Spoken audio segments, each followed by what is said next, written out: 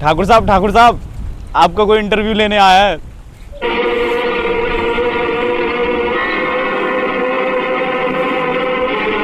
अरे भाई, इतनी हिम्मत किसमें हो गई? क्या उसको पता नहीं हमारा नाम ठाकुर भूपेंद्र सिंह है? अगर इतनी जरूरत तो उसने की है, अंदर भेजो उसे। चल भाई चल, ठाकुर साहब ने परमिशन दे दिया, चल अंदर चल। पक्की? हाँ चल। ठीक है साहब, ठीक है। और कोई जरूरत मत कर रही हो, ठीक है? ना। नमस्कार दोस्तों, आपका स्वागत है यूपी 85 ब्रज के वासी पर। बड़ी मुश्किलों से आज हमें इंटरव्यू देने को तैयार हुए हैं ठाकुर भूपेंद्र सिंह। सर, इंटरव्यू के लिए आया हूँ मैं।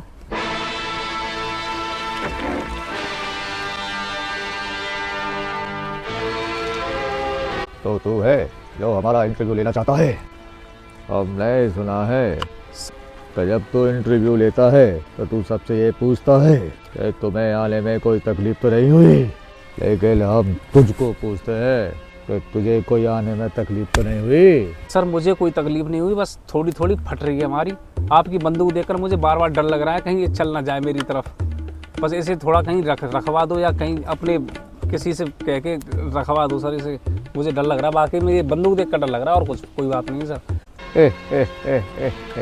अरे भाई, मुझे खुशी है कि तुझे डर लग रहा है, क्योंकि ठाकुर भूपेंद्र सिंह का नाम ही डर है।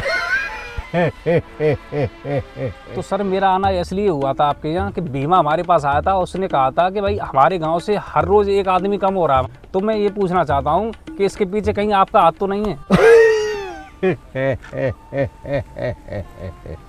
अरे भाई, इसमें हमारे हाथ नहीं, हमारे पाँव भी है, और जो हमारे खिलाफ आवाज उठाता है हम उसको इसी में डाल देते हैं। और इसमें सैकड़ों कीड़े हैं और उसी को उनका भोजन बना देते हैं।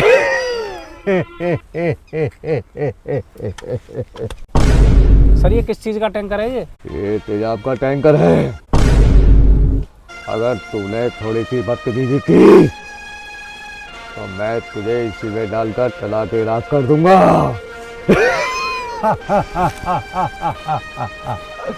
ठाकुर भूपेंद्र सिंह खुश हुआ? तो सर, इस बात से तो क्लियर हो गया, गांव के लोगों को आप ही कम कर रहे हैं। पर मेरी एक बात समझ में नहीं आई, उन निर्दोष लोगों को तो आपने इसमें गला के राख कर दिया, पर उस भीमा का क्या करोगे? भीमा तो आपके खिलाफ रोज आवाज उठाता है, हमारे पास तक भी आ गया वो। आप उसके खिलाफ क्यों कार्रवाई नहीं कर रहे हो?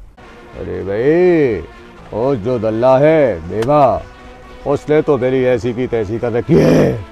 देखो, उसने मेरे कमर पर इतना जोर से थप्पड़ मारा है कि उसके वजह से मैंने ये कुआं खुदवा रखा है।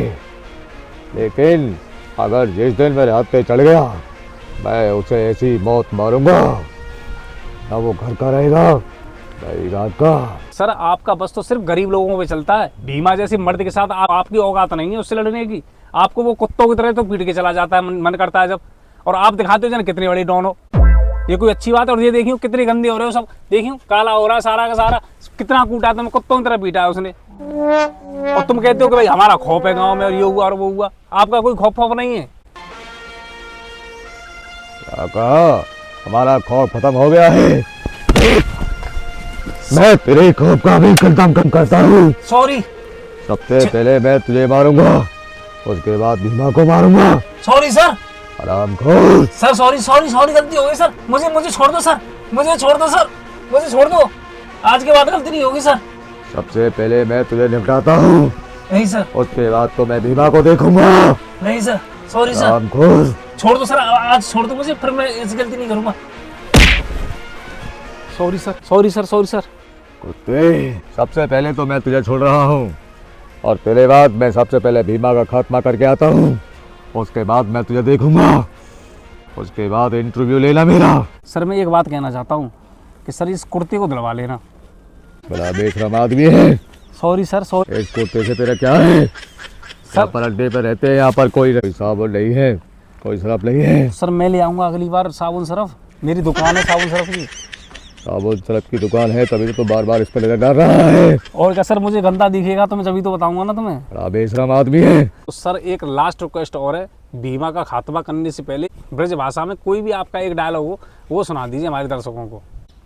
अरे भाई, परिभाषा हम अभी कोशिश करते हैं। अगर हमारा नाम माँ की कोख से सुन लिया हो तो आज इंटरव्यू लेने के लिए तो तू यहाँ बैठो नहीं रहे तो। और सुन लाला, बीमा का खात्मा करने के बाद सबसे पहले मैं तो देखूंगा।